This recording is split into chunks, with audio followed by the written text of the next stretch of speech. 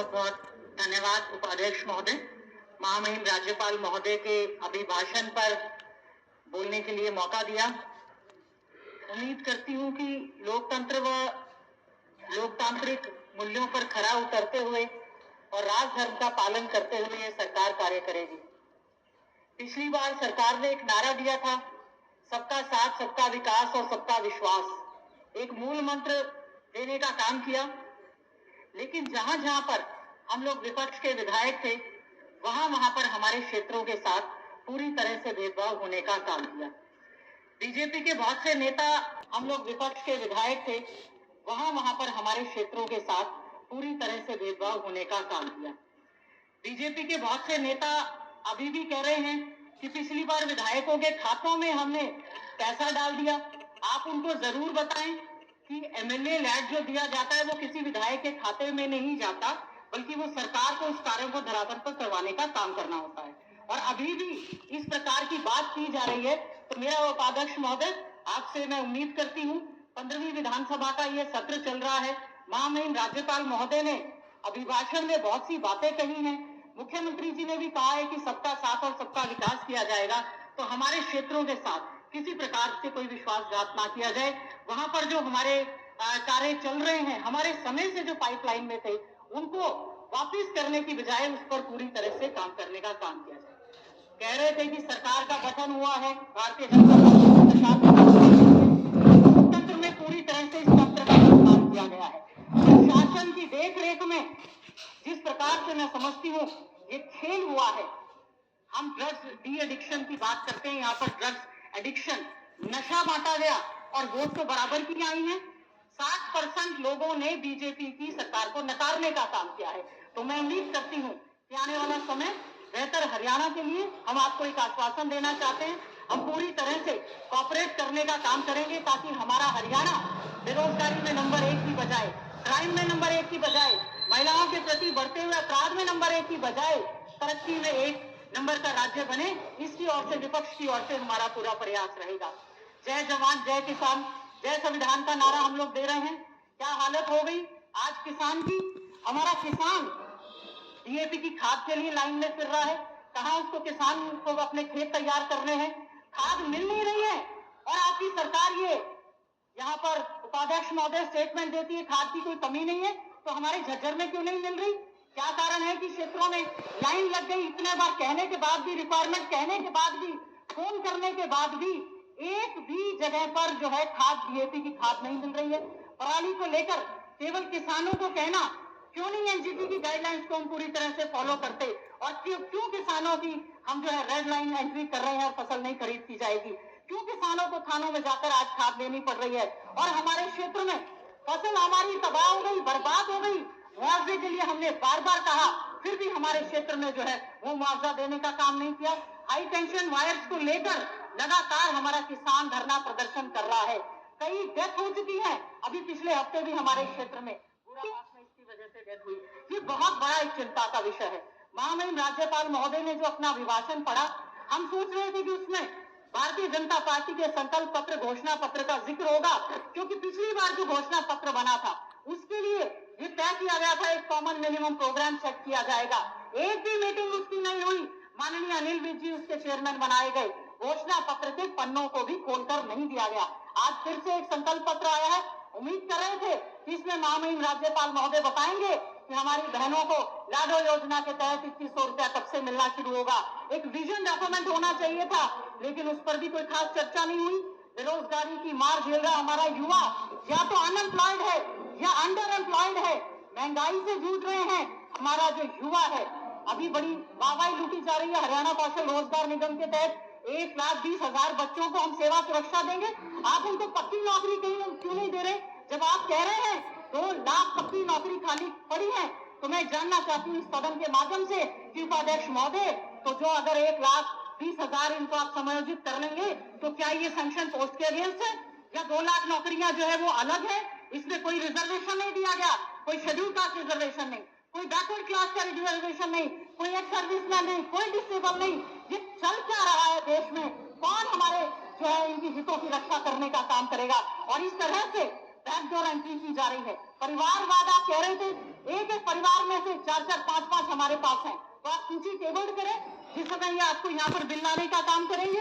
और आप बात कर रहे थे ग्रुप सी और डी की, ग्रुप सी डी के लायक रह गए क्या हमारे हरियाणा के बच्चे जो IAS में टॉप करते हैं, इंडियन जो बाहर जा रहे हैं, IPS IAS बन रहे हैं, सब जगह जा रहे हैं, लेकिन केवल ग्रुप और सी और डी के लिए हरियाणा के बच्चों को आज क्या कारण है? क्लास 1 और क्लास 2 में उसको बच्चों को नहीं दे रहे। जुडिशरी का रिजल्ट आया, आपने रिजर्वेशन की जो सीटें थी उसको खाली छोड़ने का काम किया और जनरल कैटेगरी में जो है बाहर के बच्चों को भरने का काम किया।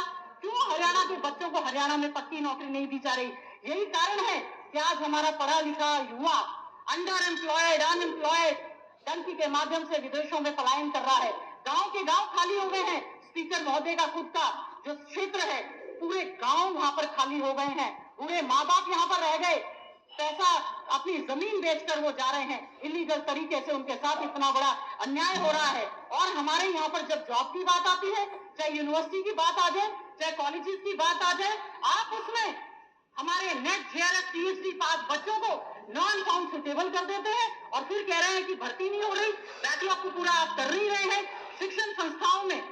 क्योंकि शिक्षा में, सरकारी स्कूलों में शेड्यूल कास्ट का बच्चा पढ़ता है, दलितों के, गरीबों के, बैकवर्ड के बच्चे पढ़ते हैं। साजिश के तहत इस भारतीय जनता पार्टी की सरकार ने 5000 से ज्यादा सरकारी स्कूलों को बंद करने का काम किया है, टाइट को बंद करने का काम किया है, जहां पर JBT की ट्रेनिंग और उनकी भर्ती हुआ करती थी। स्टाइपेंड स्कॉलरशिप आप उनको नहीं दे रहे हैं। पोस्ट मैट्रिक स्कॉलरशिप पिछली टर्म में कहने लगे थे कि लाखों बच्चों को 21, 22, 23, 24 अरब 24-25 का सेशन आ गया, पोस्ट मैट्रिक स्कॉलरशिप नहीं मिल रही है। बड़ा दुर्भाग्यपूर्ण है, सरकार ना इसको गंभीरता से ले रही है। Arohi model school, educationally backward block में 36 मॉडल स्कूल हमारे समय में बनाए गए थे। टॉप क्लास मॉडल स्कूल से उनमें स्टाफ को भर्ती करने की बजाय, उनको पक्का करने की बजाय हमारे टॉपर बच्चों को जो है आप सुविधा देने का काम नहीं कर रहे हैं। आज हमारे कॉलेजेस की मैं देख रही थी, जिस समय कॉलेज में सीटें भरने के लिए एडमिशन की बात आई, मैक्सिमम सीटें हमारी खाली रह गई। क्या कारण है कि हमारा बच्चा आज हरियाणा प्रदेश में भी अच्छी शिक्षा नहीं लेना चाहते हैं? अभी बात कर रहे थे, बड़ी खुशी से कहा कि हमने अनुसूचित जाति के वर्गीकरण का उपवर्गीकरण कर दिया। इसमें क्या अच्छा कर दिया? सुप्रीम कोर्ट ने आपको एक एडवाइजरी दी थी और सबसे पहला राज्य आप बना उपवर्गीकरण करने में। आप अच्छा होता अगर आप बना उपवर्गीकरण करने में, आप अच्छा होता अगर आप उस बैकलॉग को भरने की बात करते, अच्छा होता आप उस पोस्टल सिस्टम को लागू करने की बात होते, अच्छा होता आप अच्छे रोजगार देने की बात करते। ठीक है, आपने कर दिया, किस बेस पर कर दिया?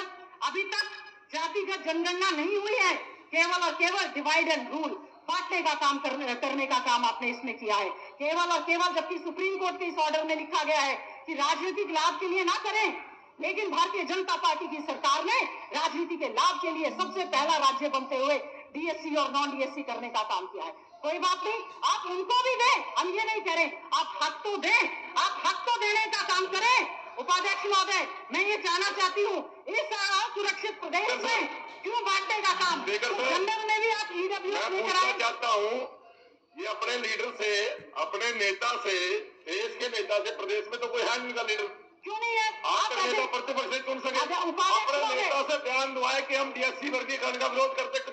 मैं तो अभी भी नहीं कह रही बयान उपाध्यक्ष महोदय, क्यों नहीं बयान देते हैं? उपाध्यक्ष महोदय, मैंने ये कहा हम पूरे देश में उपाध्यक्ष महोदय, मंत्री जी पहले इस बात पे लीडर है नहीं, मंत्री जी पहले इस बात पे चर्चा करी है कि आप क्यों हिम्मत नहीं करते बयान देने का भी हम वर्गीकरण नहीं करेंगे, हमारी सरकार आएगी। मंत्री जी कृपया आप बैठिए प्लीज, आप बैठो एक बार। उपाध्यक्ष, ये क्या हिम्मत बता रहे हैं? मंत्री जी बैठिए प्लीज।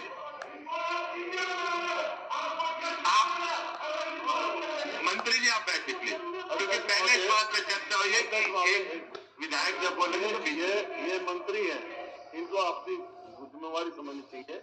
ये बात करे वर्गीकरण, आप जवाब देते समय मैंने स्पीकर से पूछ के बोला, आपने स्पीकर सर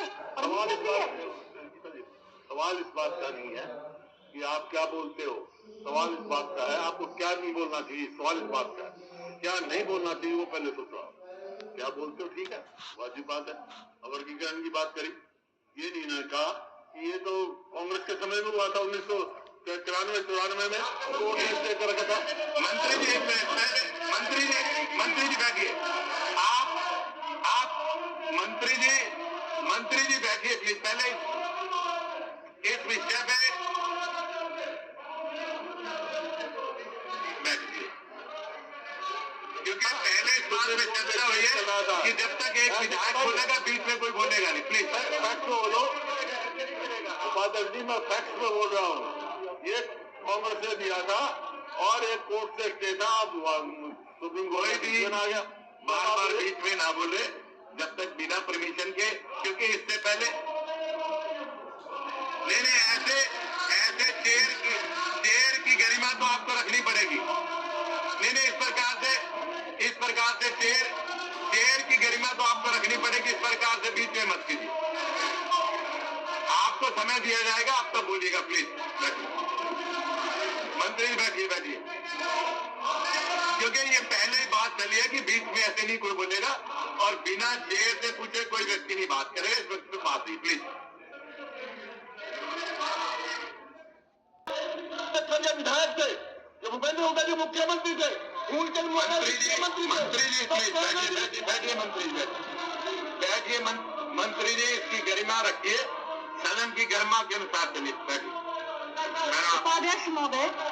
उपाध्यक्ष महोदय, मेरा अनुरोध है, बहुत सारे सुप्रीम कोर्ट के फैसले आते हैं, मैं केवल आपके माध्यम से भारतीय जनता पार्टी की सरकार को कहना चाहती हूँ, ठीक है आपने किया, लेकिन आपने दिया क्या है? केवल डिवाइड एंड रूल दिया तो कुछ भी नहीं।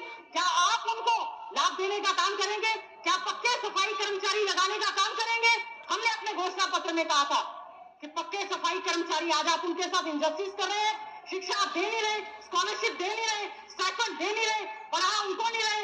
जॉब्स में आपने कहा एजुकेशन इंस्टीट्यूट में दे रहे थे, भर्ती आप कर नहीं रहे, स्कूल कॉलेज आप बंद कर रहे हैं। इस तरह का क्या व्यवहार है? केवल शेड्यूल कास्टों को कमजोर करके आरक्षण के लाभ को खत्म करने की सोची समझी हुई एक साजिश है।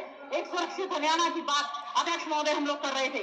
पहले हमारा क्राइम में आज जो नंबर 1 है, ठीक कहा था बाबा, लोग कर रहे थे। पहले हमारा क्राइम में आज जो नंबर 1 है, ठीक कहा था बाबा साहेब भीमराव अम्बेडकर जी ने। ये हमें संवैधानिक अधिकार मिला है, कोई ये भीख नहीं है, और इस अधिकार को हम लोग जाने भी नहीं देंगे।